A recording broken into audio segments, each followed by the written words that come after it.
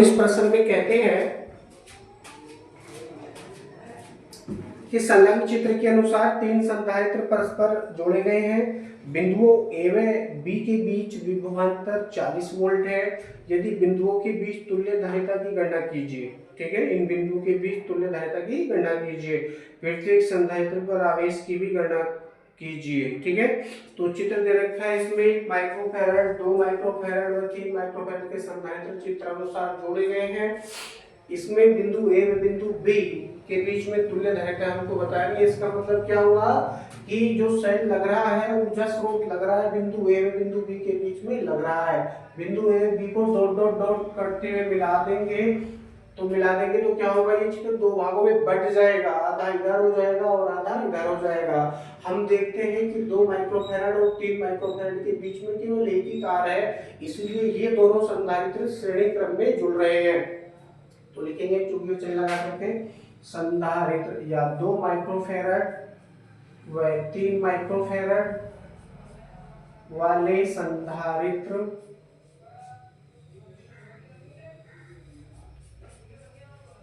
कौन से क्रम में है? श्रेणी क्रम में या श्रेणीबद्ध है।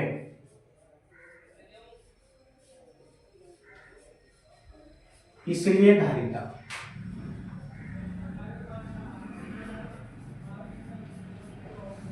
क्या हो जाएगी? 1/c equal to 1/2 plus 1/3। Directly मैंने क्या किया, वैल्यू रख ली। 1/2 प्लस 1/3 करेंगे तो क्या प्राप्त होगा? 2 3 का एलसीएम 6 हो गया। यह जाएगा 2 से कटेगा 3 बार और 3 से कटेगा 2 से 6 कटेगा कितनी बार? 3 बार। 3 से 6 कटेगा 2 बार। ठीक है, तो ये कितना हो गया? 3 + 2/6 हो गया। यानी C इक्वल टू कितना हो जाएगा? C equal to 6/5। 6/5। ठीक है, 6/5 ये को हो जाएगा। काटेंगे तो कितना आएगा? 1.2, यानी 1.2 माइक्रोफैराड। ये जो दोनों संधारित्र हैं, 2 माइक्रोफैराड और 3 माइक्रोफैराड के श्रेणी क्रम में जुड़ रहे हैं। इन दोनों संधारित्रों के स्थान पर अकेला 1.2 माइक्रोफैराड संधारित्र भी आप प्रयोग कर सकते हैं। तो ये अकेला उतना ही काम करेगा जितना कि ये दोनों मिलकर कर रहे थे। तो लगा दीजिए इनके स्थान पर, इन दोनों के स्थान पर क्या लगाएंगे? 1.2 माइक्रोफैराड। 1.2 माइक्रोफैराड लगा लो या 6/5 माइक्रोफैराड भी आप लगा सकते हैं, क्योंकि 1.2 कहां से प्राप्त हुआ? 6/5 से प्राप्त हुआ है। ठीक है, तो ये कितना है? 1.2 माइक्रोफैराड और इसका नाम है C। अब देखिए, ये तुल्य संधारित्र और ये 1 माइक्रोफैराड दोनों अलग अलग तार से जुड़े हैं। दोनों अलग अलग तार से जुड़े हैं, इसलिए समांतर क्रम में है। लिखेंगे अब तुल्य संधारित्र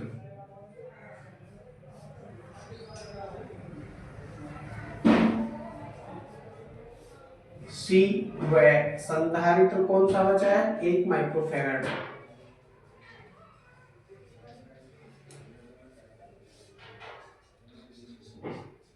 समांतर क्रम में या समांतरबद्ध है।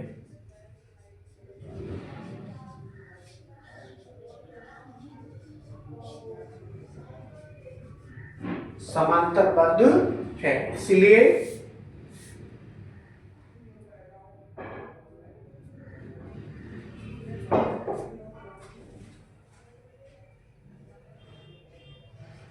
बिंदुओं A व B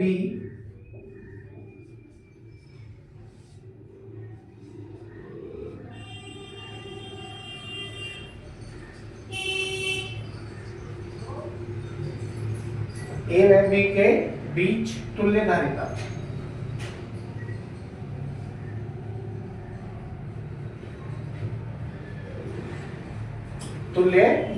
क्या हो जाएगा? सूत्र C equal to C1 plus C2। समांतर क्रम का तो यही होता है, तो C डैश इक्वल टू क्या हो जाएगा? 1 + 1.2 करेंगे तो कितना प्राप्त होगा, C dash equal to 2.2 microfarad. ये तुल्य धारिता हमारे पास प्राप्त हो चुकी है, 2.2 माइक्रोफेरेड। आंसर दे रखा है आपका 11/5 माइक्रोफेरेड, तो दोनों ही एक हैं, क्योंकि 5 से यदि 11 को आप डिवाइड करेंगे तो 5 दूनी 10, 2.2 ही आपको प्राप्त होगा।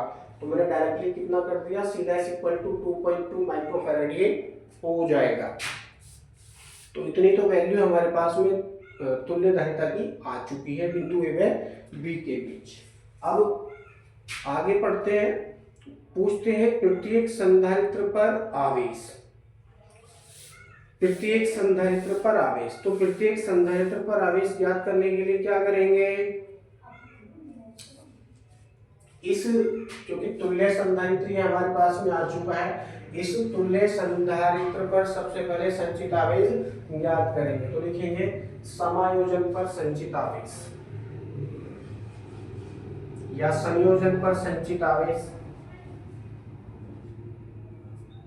संयोजन पर संचित आवेश।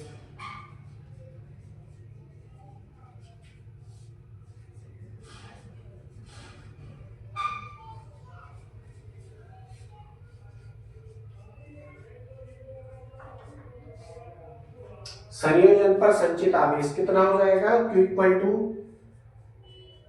C dash into V, C dash into V। Voltage कितना दे रखा है इसके बीच में, बिंदु ए व बिंदु बी के बीच में दे रखा है 40 वोल्ट। तो V इक्वल टू कितना है, 40 वोल्ट है। पूरे चित्र को या पूरे परिपथ को उन्होंने 40 वोल्ट पर रखा है, तो V की वैल्यू 40 वोल्ट यहाँ पर प्रयोग करेंगे।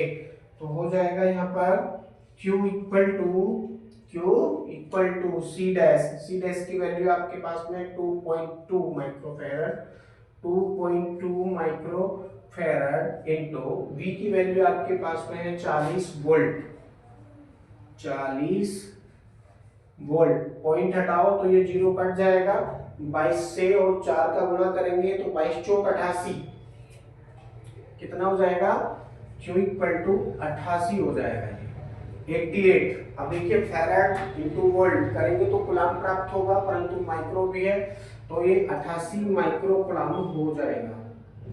पूरे समुच्चय पर कितना आवेश है, 88 माइक्रो कूलम का आवेश है, 88 माइक्रो कूलम का।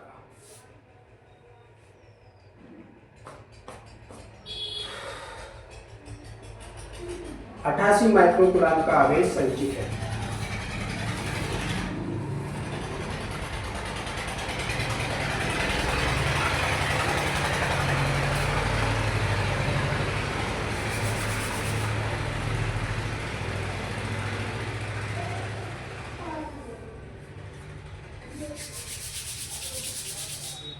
ज्ञात करेंगे 1 माइक्रोफैरड संधारित्र पर संचित आवेश, जो आपके साइड में लगा हुआ है 1 माइक्रोफैरड, और ये बिंदु ए व बी के बिल्कुल पास में है और समांतर क्रम में जुड़ा है, इसलिए इस पर वोल्टेज कितना होगा, 40 वोल्ट होगा।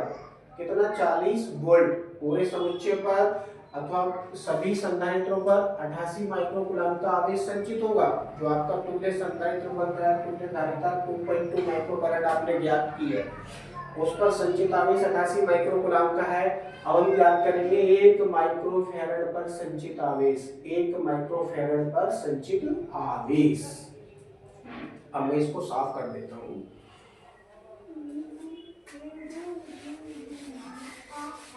और ये जो चित्र है आपका, इसे मैं दोबारा बनाने का प्रयास करूंगा, क्योंकि ये तुल्य संधारित्र है, इनके बीच में 2 संधारित्र है ना, एक तो है 2 माइक्रोफैरड का और एक है इसमें 3 माइक्रोफैरड का। तो ये 2 माइक्रोफैरड है और नीचे वाला 3 माइक्रोफैरड है। जब हमने इनको श्रेणी क्रम में किया था तो इनके स्थान पर तुल्य धारिता कितनी हो गई थी, 1.2 माइक्रोफैरड हो गई थी। ठीक है, तो ये कंप्लीट चित्र है जो दे रखा है बुक के अंतर्गत। लिखेंगे संधारित्र 1 माइक्रोफैरड पर संचित आवेश,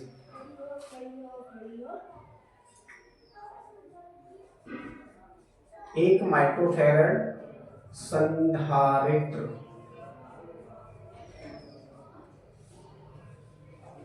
पर संचित आवेश।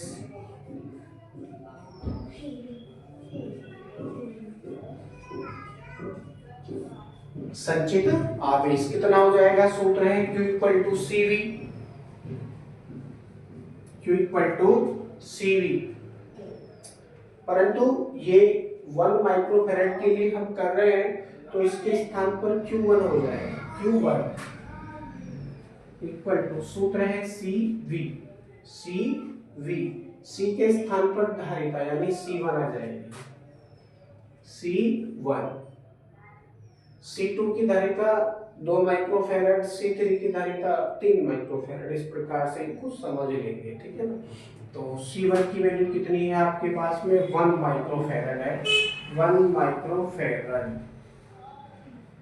इंटू V की वैल्यू आपके पास में है 40 वोल्ट, 40 वोल्ट। कितना हो गया?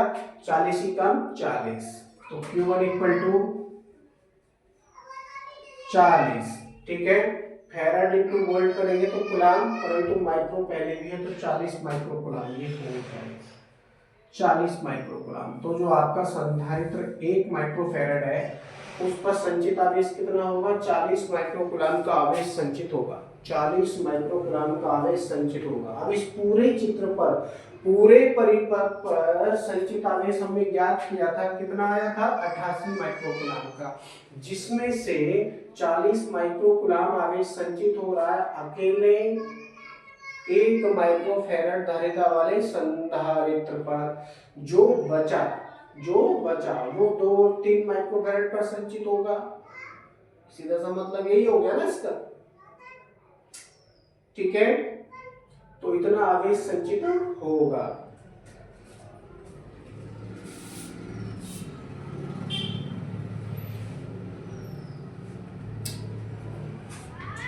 अब लिखेंगे हम, क्योंकि ये तो हमने बता दिया इतना माइक्रो कूलाम का आवेश संचित होगा। अब हम बताएंगे तुल्य संधारित्र।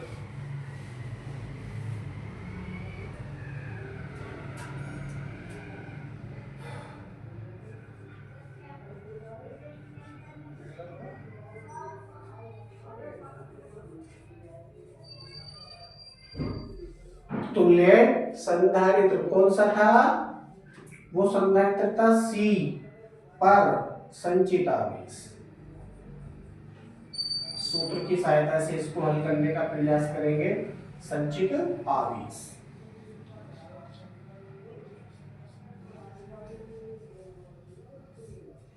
तुल्य संधारित्र पर ही हम केवल याद कर रहे हैं, तो क्या हो जाएगा? Q के सापेक्ष में C कर लो, QC equal to CV, QC equal to CV, क्योंकि तुल्य धारिता को हमने C डैश से दर्शाया था और इसकी वैल्यू C आपको प्राप्त हुई थी। तो क्या हो जाएगा ये? QC इक्वल टू कितनी वैल्यू थी इसकी? 1.2 आई थी। ये कब प्राप्त हुआ था? 2 और 3 माइक्रोफैराड को जब श्रेणी क्रम में जोड़ा था, वो वाली वैल्यू 1.2 माइक्रोफैराड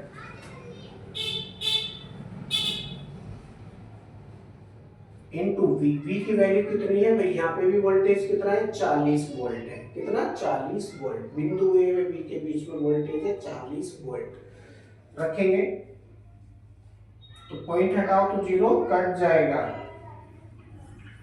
और ये क्या हो जाएगा? 12 चौक 48। तो QC इक्वल टू कितना हो गया?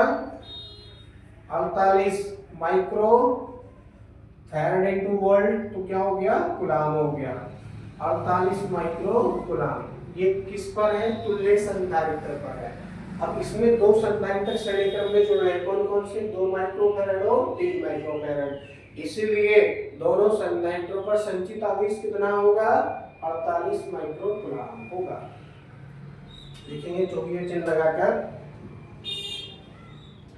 2 माइक्रोफैराड व 3 माइक्रोफैराड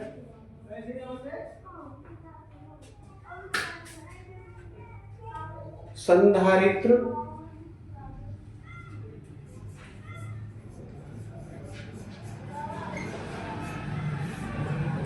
श्रेणी क्रम में जुड़े हैं।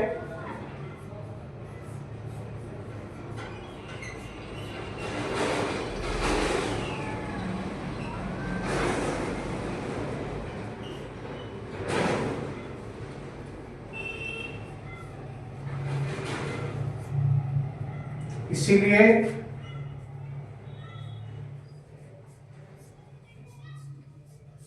दोनों पर समान आवेश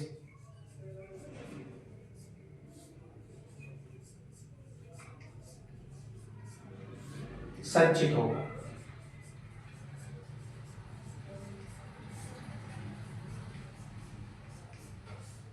अतः